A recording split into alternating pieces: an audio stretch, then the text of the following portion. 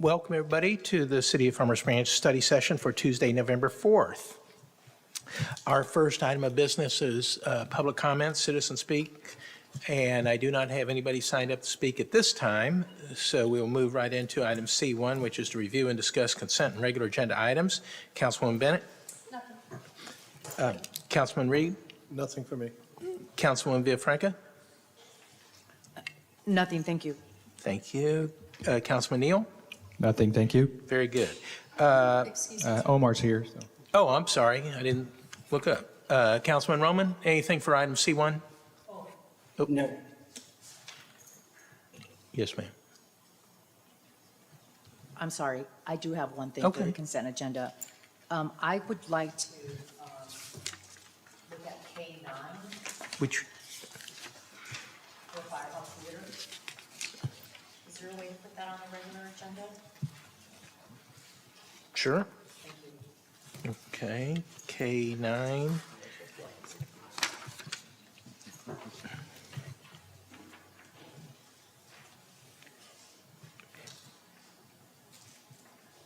K9 will move to regular agenda and become M6.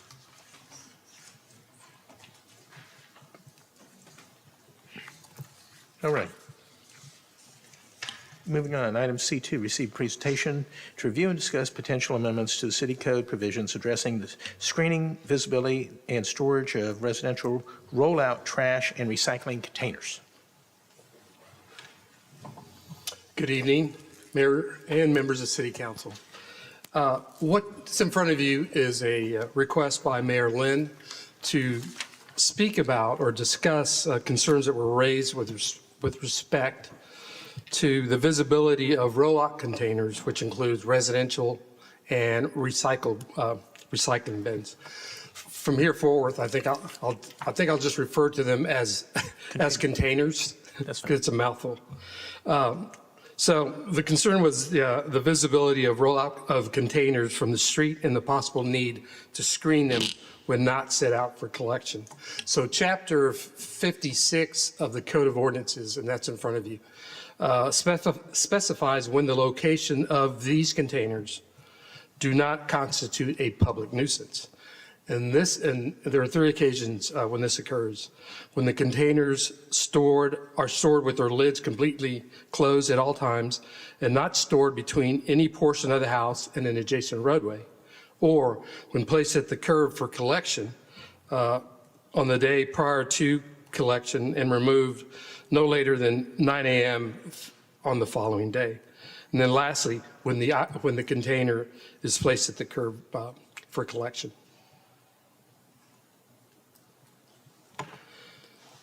So I went forward and provided research for you from 5 nearby municipalities. In summary, 4 of the 5 provide location criteria for containers for lots with alley collection. 3 of 5 prohibit containers between the home or the building line and the street. 1 of 5 requires containers within a certain number of feet from the home. 1 of 5 requires containers behind the building line and screened from the street. And then there was only 1 municipality that I could not find location criteria for these containers. I also went back, and you don't have this information, but I do. It's with regards to the number of code violations that have occurred from October 1 of last year to October 17th of this year. So in total, we've conducted or have had 5,613 code violations. Of those 5,613 code violations, 132 of them relate to these containers. These containers are either parked in front of the garage, or if there is no garage, they're parked in front of the home between the house and the street, or they're left out at the curb and not rolled back onto the property after the collection date. So in essence, out of all those numbers, it represents about 2% of all the code violations that our department handles. And with that, that concludes my portion of the presentation. And of course, I'm available to answer any of your questions. Thank you.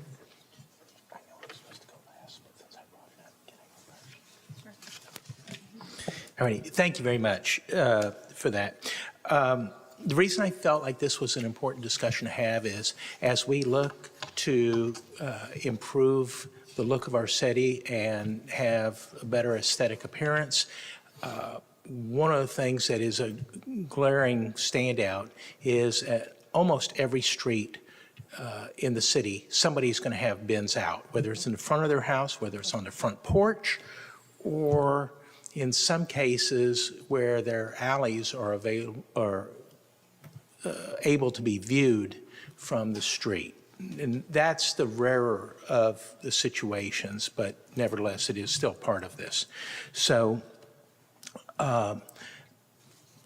when the city was sold this idea, and this goes back to when Councilman Norwood and Baumgartner were on city council, they told us, they sat up here and told us that you'll never have to see them.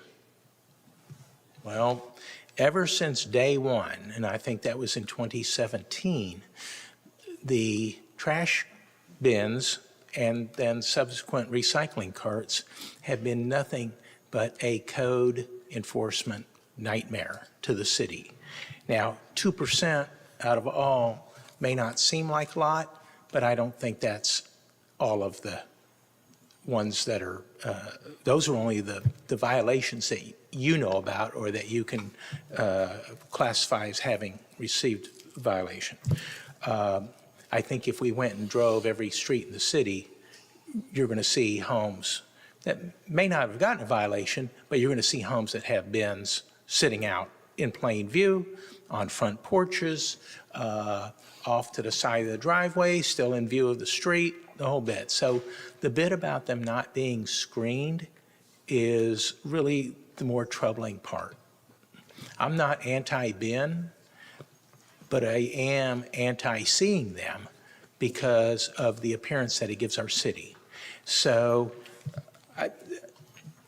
I'm hoping that the council can take this into account, just like they are boats, campers, RVs, and other trailers, to say all of this goes together to improve the look of our city. And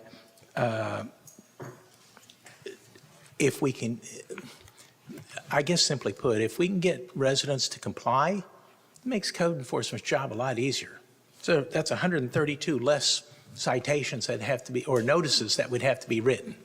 So they can focus on other things like peeling paint and gutters falling off homes and things of that nature. So I wanted to hear what the council has to say about this, and I do think it's a very important issue for the appearance of our city. So that's all I'll say, and I will open discussion with Councilwoman Bennett.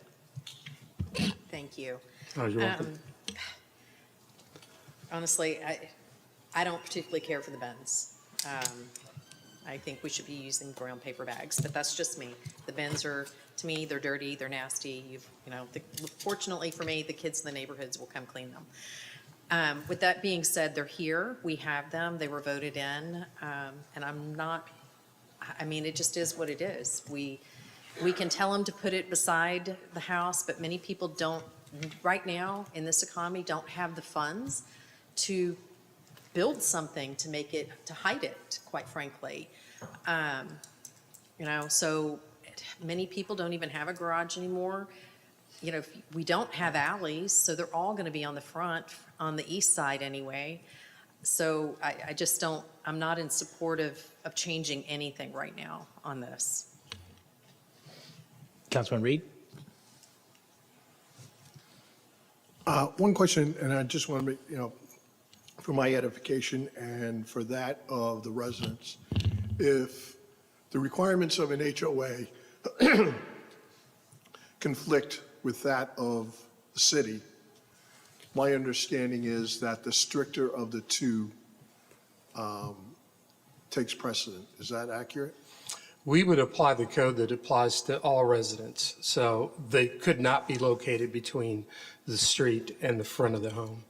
So if the HOA says, if their deed restrictions say you have to screen them, then that's really a matter between the homeowner and the HOA. Right, and so my point is that a resident can't, it would be the HOA, my HOA requires that they be screened or concealed or what have you. So even though the city's requirements are more lax, they would still be subject to the HOA's requirements in that particular situation. Yes, sir, that's correct. That's why I want to make sure. Okay. As far as I'm concerned, yeah, I'd rather not see them.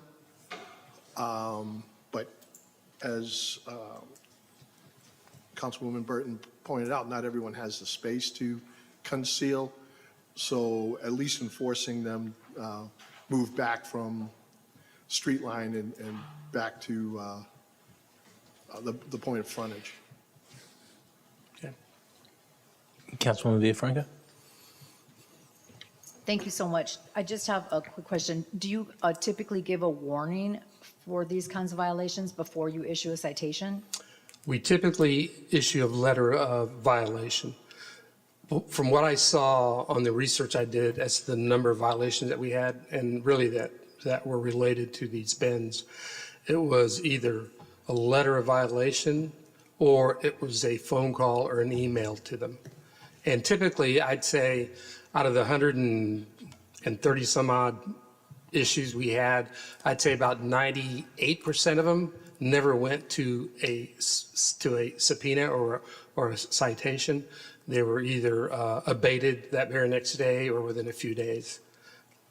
Okay, I can tell you that I really think it's important for all of us to eventually have trash cans because of, the wild animals digging into the trash, coyotes, and it just attracts rodents and other things. And also, we have to think about the workers that are carrying all of these heavy trash bags when there's a machine that will literally pick up the trash can and empty it out. So I am in favor of these trash cans. I have seen some homes that have their trash cans on their front porch, and I think that that's just not it does not help our property values. It does not beautify our city. So I'm in favor of doing something, but I wouldn't want to have any kind of draconian rules where if you could see the blue from the trash can, you'd be cited. I think that we need to find something in the center, but I do think that a lot of residents maybe don't know that putting your trash can on your front porch is not a good idea. So I'm in favor of doing something. Councilman Neal? Thank you, Sam, for the presentation. Of the 132 you mentioned, Yes, sir. those are citations or letters given, or? Those are, I'll call them letters of violation, although Okay. they Notice. weren't all issued a letter. And It's so- called notice of violation. Correct. Yeah. Notice of violation. Those notice of violations, how many of those were reported by residents, and how many were just code enforcement officers? I would say about 20% of them were called in by the residents. Okay. But those that were called in were really related to the containers that were left out for a period of time after their collection day. Okay. Right. And just to follow up briefly on some of the HOA discussion that occurred regarding placement on the streets, how do we handle communities where the streets are private? They're not public streets, yet we do pick up their trash as we drive on those streets. How does that play into this enforcement aspect? I know we also don't enforce HOA restrictions, we just Correct. enforce the city. So Correct. can you talk to that at all? From what I understand and the way it's been applied is that we can only enforce our codes if we're allowed on the subject property. In other words, does someone submit a complaint regarding a trash bin that's left out? At that point, we're able to to travel on that private road in order to assess that situation. But without it, we can only see it from any public right-of-way. So if we see them, then we can address them. And we typically address those to the HOA. Okay. And it's my understanding that these trash bins, these recycle bins are optional to begin with? From what I understand, yes, they are. So optional. for the residents who may be watching, it's not required for you to have a bin. But I think what I'm hearing, counselors, if you do have a bin, we'd like it to be secured in some, more favorable fashion than some of these citations we've seen. So those are really the only thoughts or comments I have at the moment. Very good, thank you. Councilman Roman? So I know that we had, I think, it was about 2 or 3 years ago that the council at that time had taken a step forward to addressing this specific concern. And I think the sort of the in-between that was found was that it was to be, the trash bin was to be more sort of put away, but there were still opportunities where if you were on a corner lot or, certain situations applied depending on where your property was located, that it could still be seen. And I think at that time, the concern, because I think this was what was presented originally at that time, which was shields, we don't want to see them at all.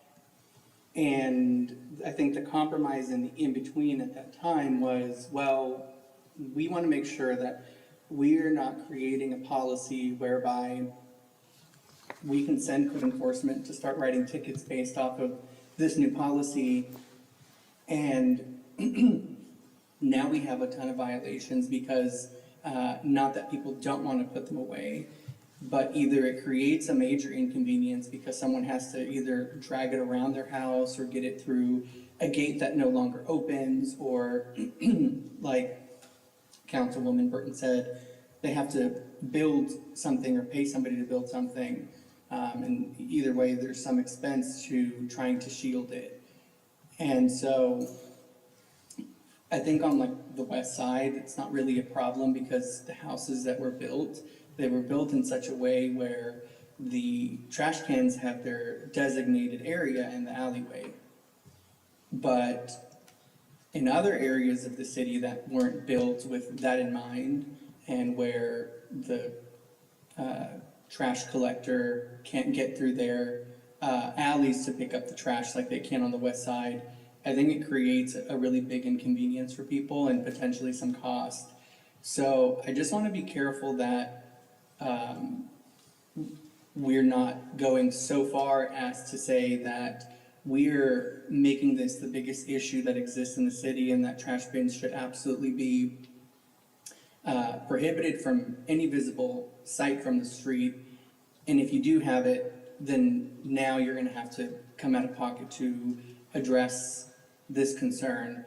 And so from an enforcement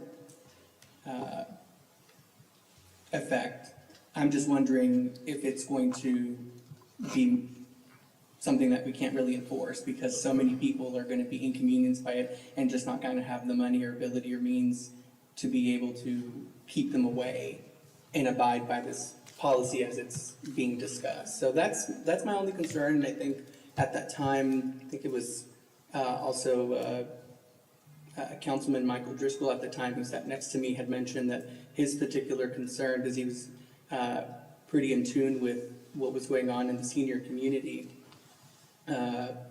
he had mentioned that he expressed deep concern for people of a certain age and capability to be able to get their trash bins from some enclosed area because we're trying to keep it away from plain sight, and then having to take it out and put it out, and then the next day or shortly after it's picked up, put it back. So that created a little bit of some concern. So I just wanted to kind of put into context some historical knowledge of this item as it's been discussed in the past. But obviously I won't be here for whatever future discussions, but I just, I would err on the side of caution in terms of like the policy and actual implications that this policy may have if it's extremely strict beyond the compromise that we already reached 3 years ago. Thank you. That's it. Thank you.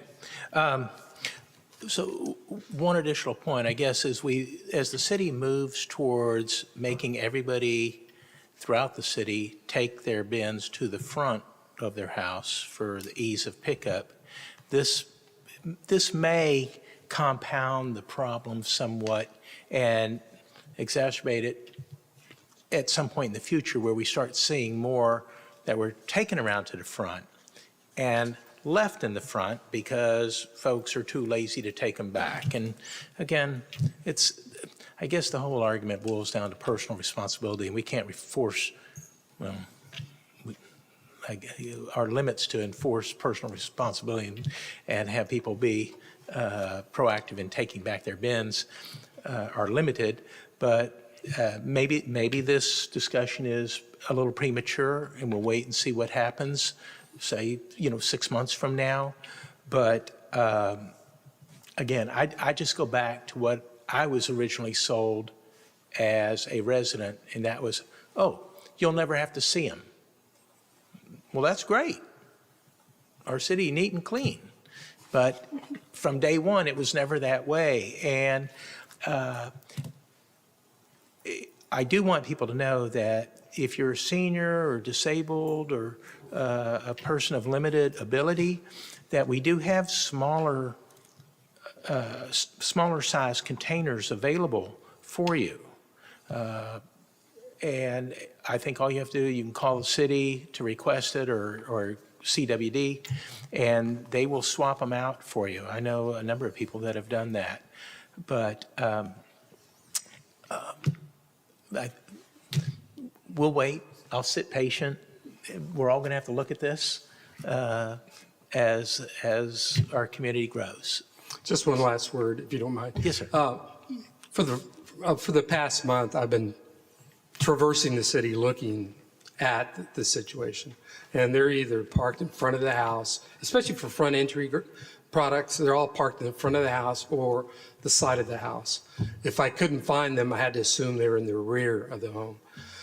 For the alley access units, which is predominantly all the residential on the west side of 35, those are all alley access. But it was strange, as I drove across the streets, I could see them lined up. So I was there on a collection day. So that's why it took me so long to kind of traverse the entire city, because I always happened to be there on the day they were collecting, but I could tell when they had collected them because their lids were popped open. So I did that, but I did notice that all the front entry, they're up against a house and you really couldn't see them because of the number of vehicles that are parked, right? So you see that predominantly than you do the container itself. I did notice I was able to see those containers on corner lots from the public street because of their exposure to the corner. So I could see those. I did see, I think I ran into 1 or 2 homes that actually had a container corral built to screen the entire thing.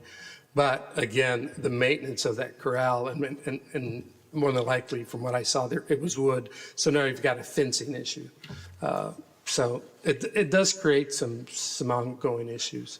But the ones that I did see on the side, they were either on an improved surface, whether they were pavers, landscape pavers, but they were on an improved surface. And then you see the others that aren't. But but with those front entry garage products, it's a matter of convenience. It's tough to drag a container from the rear of the home across the grass onto the pavement and out to the curbside. But I did spend a lot of time out in the field kind of looking to see how we could try to screen these items. And to me, the screening is really the home itself. So if you can get it to the side, into the side yard, you're not seeing it as you're driving down the street unless you're looking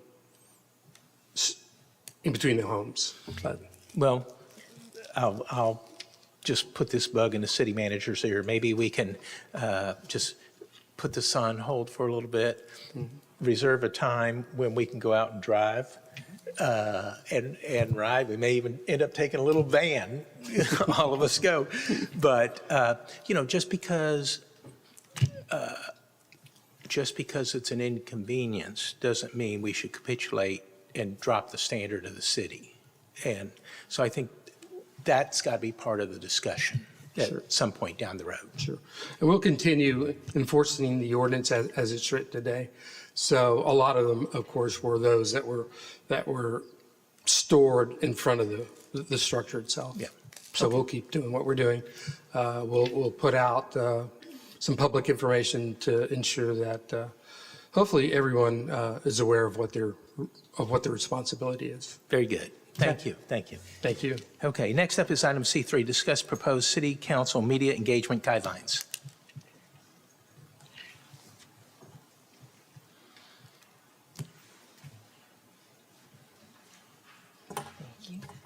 Good afternoon, Mayor, Council. Stacy Henderson, Director of Administrative Services. This afternoon, I'm going to discuss with you, provide an overview of the draft guidelines for City Council media engagement. This item is brought before you as a future agenda item request from Deputy Mayor Pro Tem Neal. Just to provide you with some background, Farmers Branch operates as a council manager form of government. So what that means is you as council are our policy leadership. You set policy direction and the city manager implements that direction. So you are vital to communicating our priorities as well as council action when that is made. So the guidelines before you do align with the Open Meetings Act, the Public Information Act, as well as our media policy.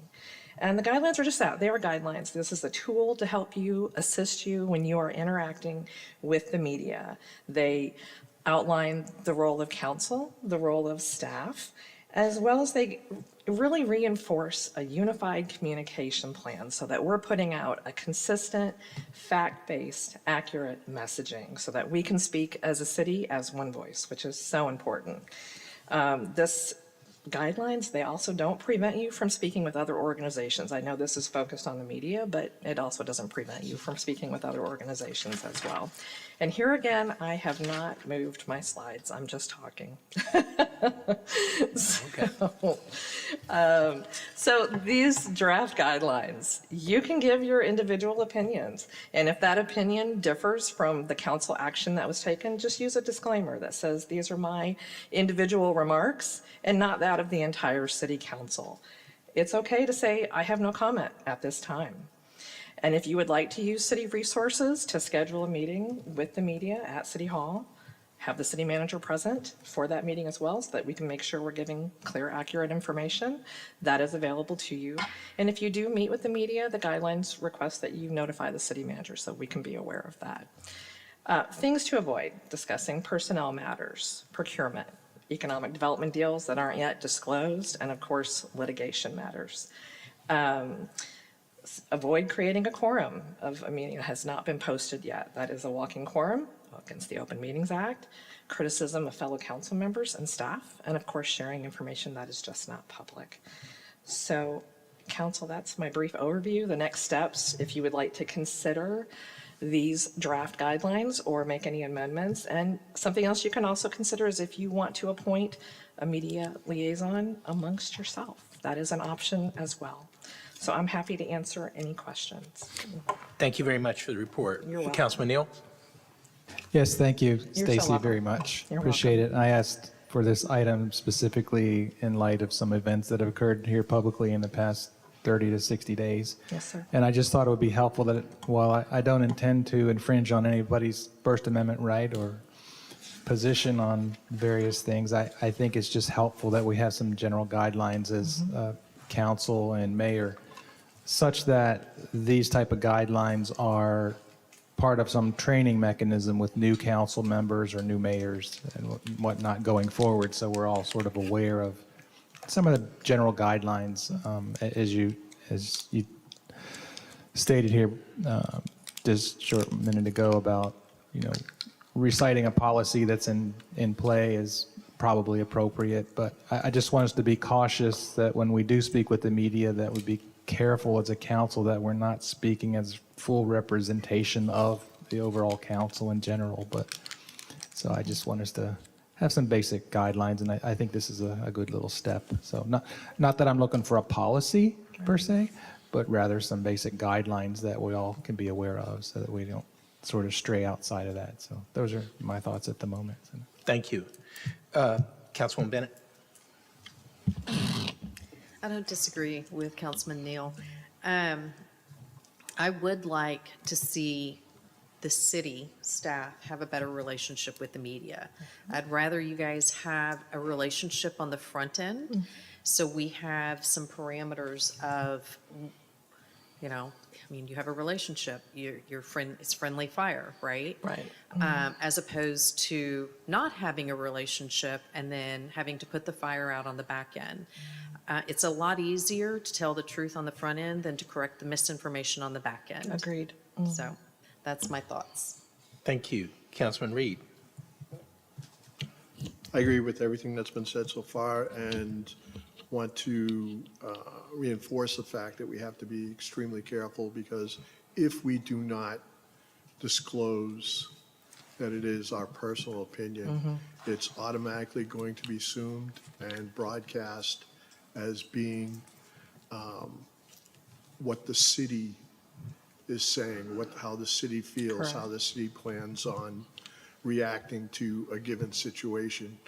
And I think that potentially puts us all in a very bad situation and a bad light. So again, no one wants to impede anyone's First Amendment rights. However, it must be disclosed that, when appropriate, that it is your personal opinion that's being expressed and not that of the city or the city council. Thank you. Councilwoman Villafranca? Thank you so much. I agree with everybody. And I think that it is important for us to have a better relationship with media. I think that sometimes we take so long to respond that it's a moot point by the time we, send it to the Attorney General and do whatever else we need to do. But I also feel like sometimes in the media, and I understand the media, they want to get information, but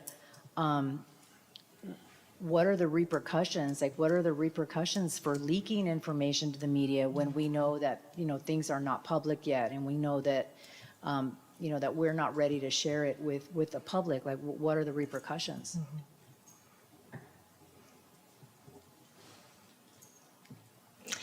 I mean, under these are guidelines.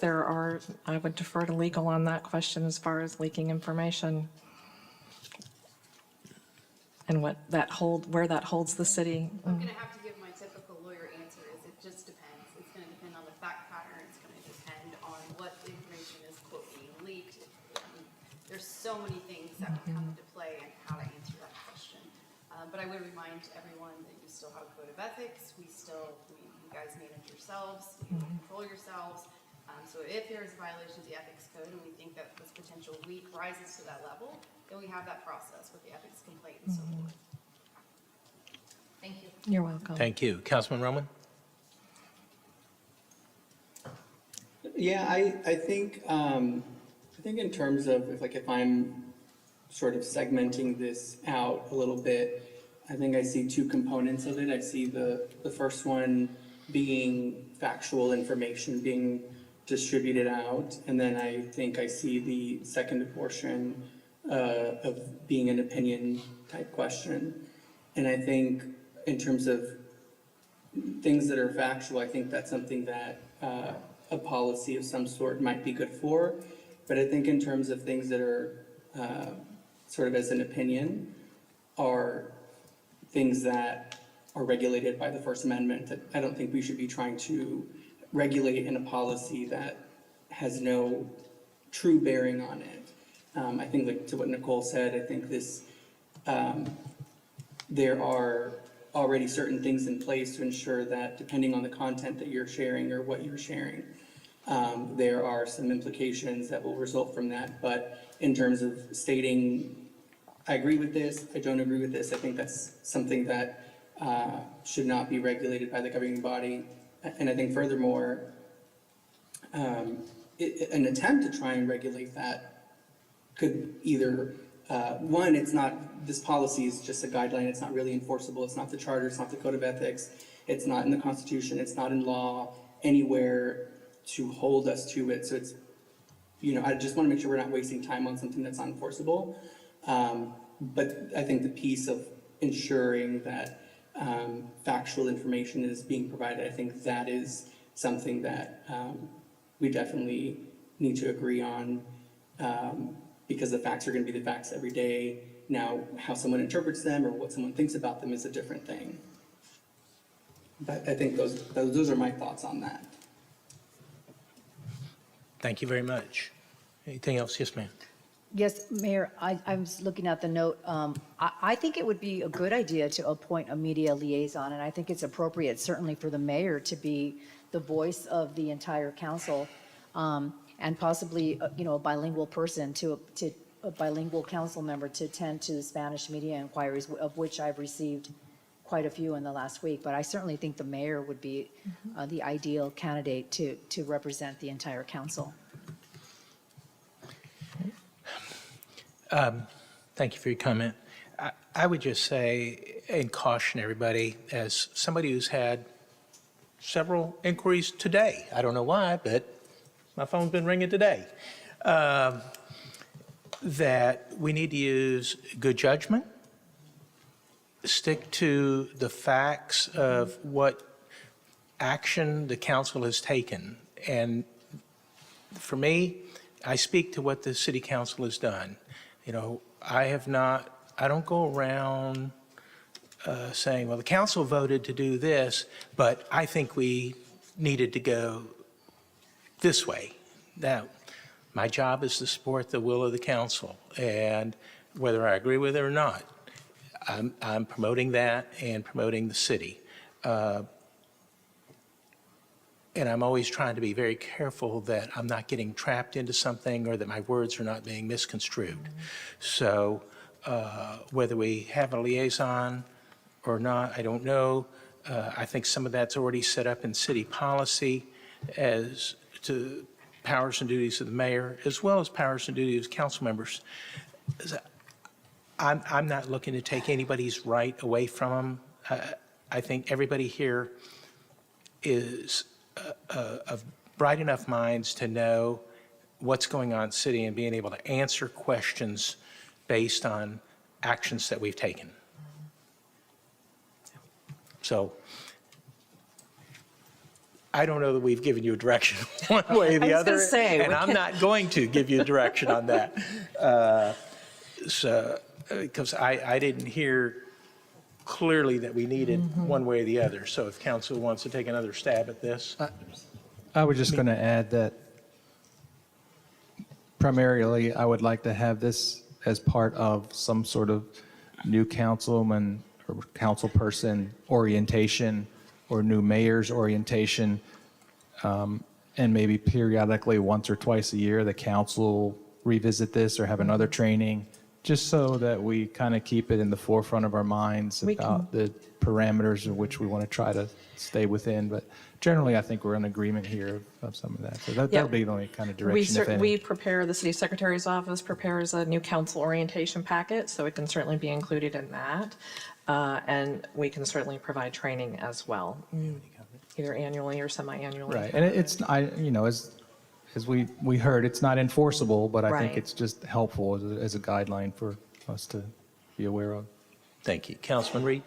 Yeah, and I just want to remind everyone that we do have a media person, Christian, who, one of his responsibilities is interacting with the media.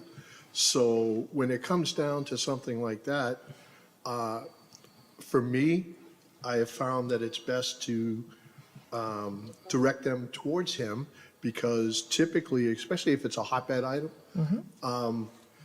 that we already have a well thought out, well constructed position that the city has. That is And correct. it's best for it to come from one voice one approved voice as opposed to multiple voices that might not be on the same page, so to speak. Correct. As a resource, we are here for you to do that. Thank you. So my direction then, to move forward with these guidelines as part of orientation, is council comfortable with that? I think that would And be then good. training annually? Does, I'm comfortable with that. okay. Just review it Okay. annually. Yep. I'd like to add, though, for the Yes. new council orientation, I think all of us should attend, even though this is not the topic, because we keep adding things, you know, and my orientation was different than some It of my was. colleagues' orientation. And this, and so maybe this should really be required every year that we all attend orientation. And at the next meeting, the 2026 council calendar will be coming up, so we have dates proposed for that council orientation, and we can add that to the council calendar, so that can be part of it as well. Very good. And then just one final comment. Christian does a phenomenal job as a communications does. director. However, the media love to interview the mayor, the council people. They Like, do. they are the face of the city. And so that is really who they lean toward. He does a phenomenal job, but people like to see their representatives. They do. Thank you, Stacy. Okay, thank you very much. All right. We're going to try to get through this next one here. C4, discuss removing the recurring agenda item related to receiving updates from the mayor and council members regarding board liaison information from outside organizations and other meetings attended. Councilman Reed requested. Yeah.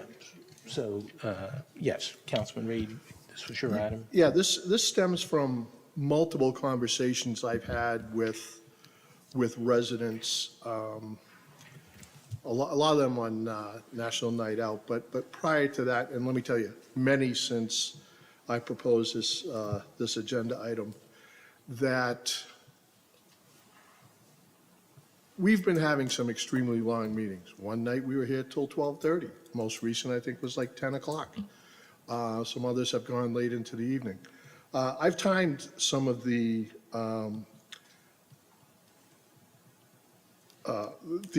agenda item of listing meetings attended. The last one, which was a quickie, was 15 minutes. We've had others that have lasted 30 minutes of people going through what they've attended.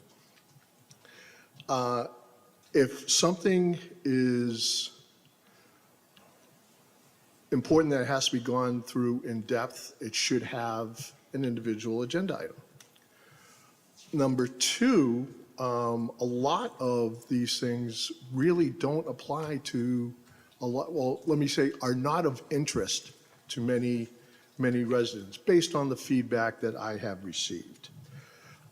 So at first, I was going to request that we eliminate the item, but after having conversations with a couple other council members, given an all or nothing option, it kind of clouds the idea of transparency. You know, because there are some important meetings that council members attend.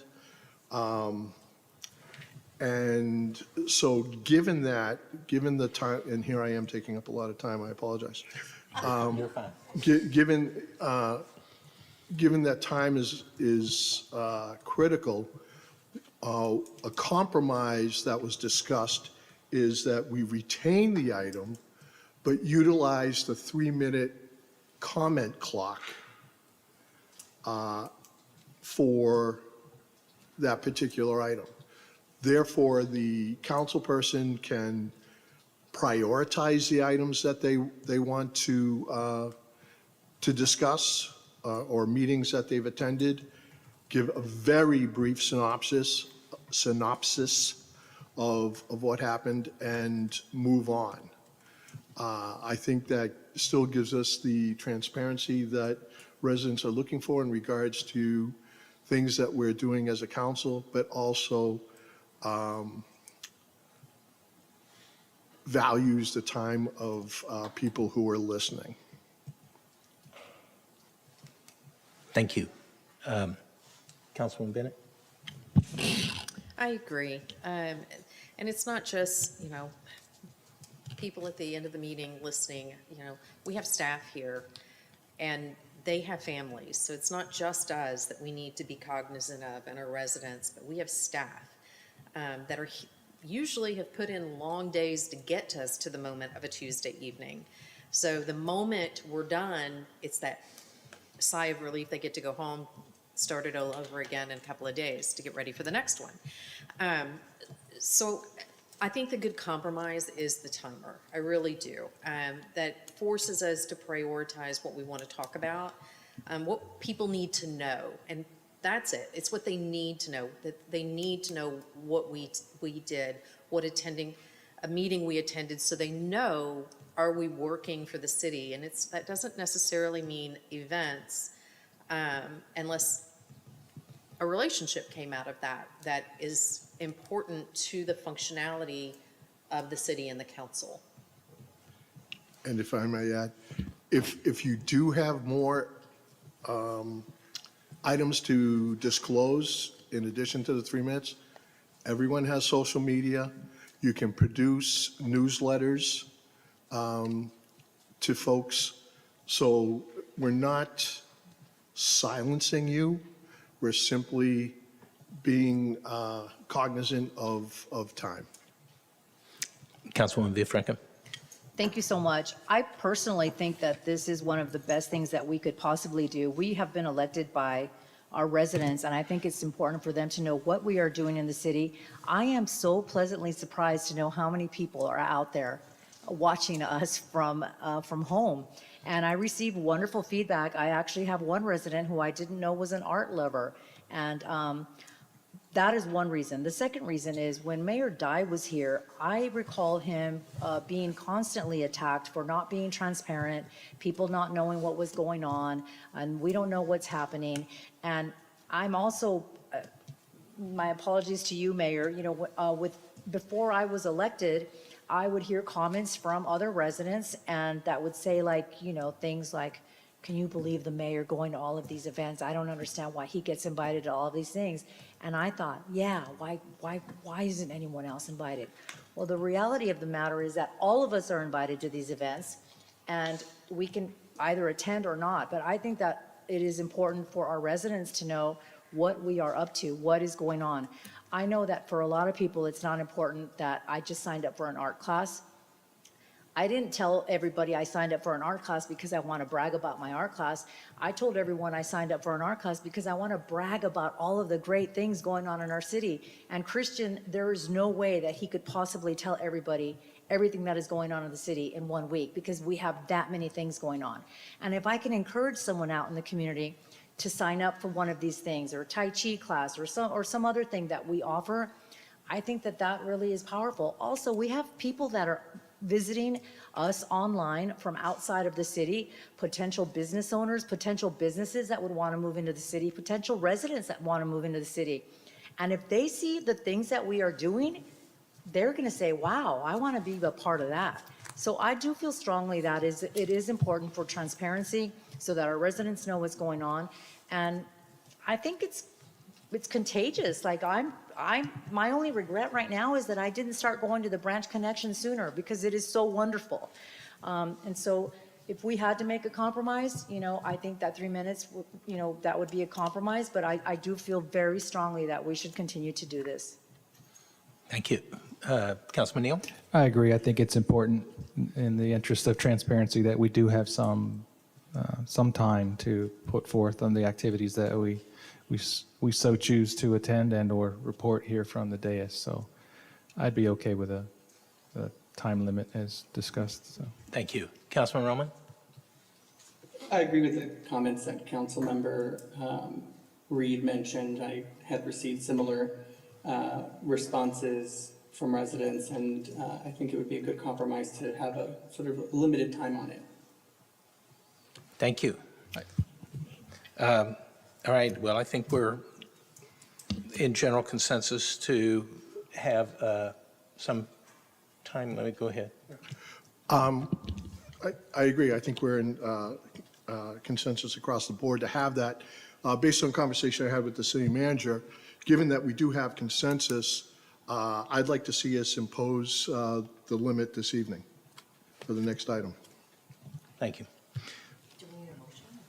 No, that's just, and the only thing I was going to say is if somebody has something, I guess, truly spectacular that they wish to present, one, it could either be listed as a agenda item, or two, perhaps they just notify the meeting chair ahead of time that they might need another minute or so to cover specific item, just so we don't think they're just going on indefinitely. Fair enough? Thank you. Okay. Next up is item C5, receive an update from the mayor and council members regarding board liaison information from outside organizations and other meetings attended. Councilwoman Bennett. So I attended TML last week, and it was wonderful. Councilwoman Villafranca was there with me. I actually had set up, and I had accepted a meeting from our flock camera crew that works with our police department. And from that meeting, we were invited to go to view and tour the Fort Worth Real-Time Crime Center. Amazing. That is really cool. You guys got to go. Councilman Reed. Nothing for me in the last 2 weeks. Thank you. Councilwoman Villafranca. Yes, thank you so much. I was going to try to time myself to see how I'm doing.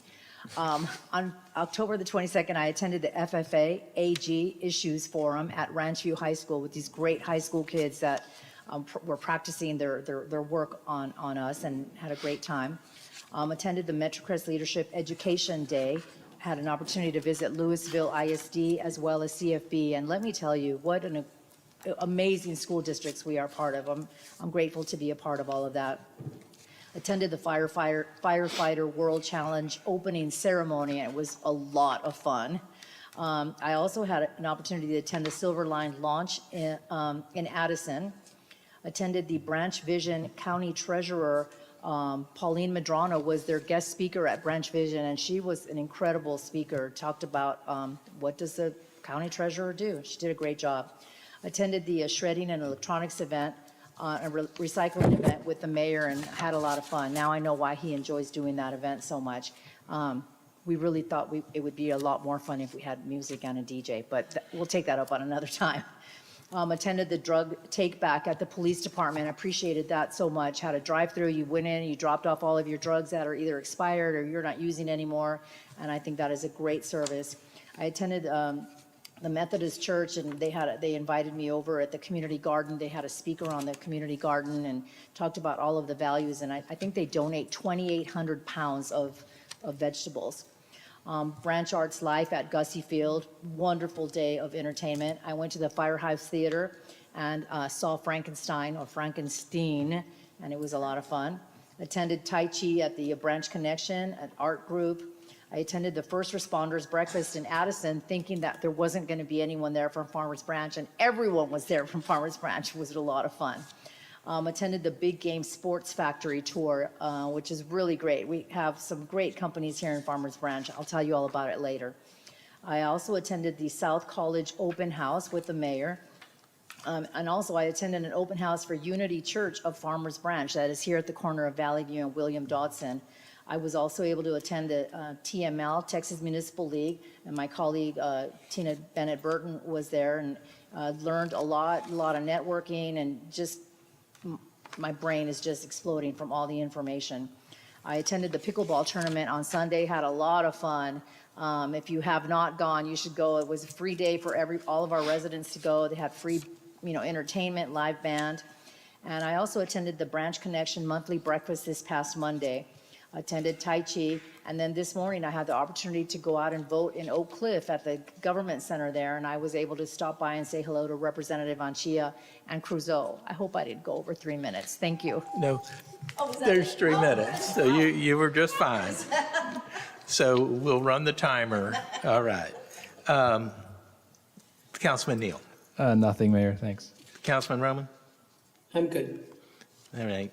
I'm going to be very brief. I won't go into a whole lot of detail, but one of the things that I did go to the week before last was what was called Timber Talk, and this was a introductory training session on mass timber because, and I thought it was important for me to go because we actually have somebody who is looking to bring a mass timber project to Farmers Branch. They want to build a office building out of mass timber. This has not been done in Farmers Branch. If you're familiar with the deck park in South Dallas that's being built, most of that is being built out of mass timber. I wanted to be educated on it because I don't want anybody to say, we're not approving that. It was really pretty cool. So I learned a lot at that seminar. Of course, I went to the DART Silverline opening along with a number of mayors and state representatives that were there. I also attended the Branch Vision meeting they had Friday before last, and was happy to do that. Of course, MetroCrest Hospital Authority, the hospital was showing some improving numbers. They collected a lot of revenue from previous surgeries and whatnot that some of it they weren't expecting. So, and that is not Dallas Medical Center. That is Carrollton Regional Medical Center. I attended the North Texas Commission's destination gaming task force meeting. I'm on that along with about 28 other people. And again, just trying to get a better understanding of what does the future of gaming, destination gaming, look like, and how would that impact our area, the Metroplex area. And I'm just going to leave it at that in the interest of time. I will say one other thing. So yesterday, the city manager and I had a meeting with the new board chair for DART, and we'll be discussing that here in just a little bit. So that is my report.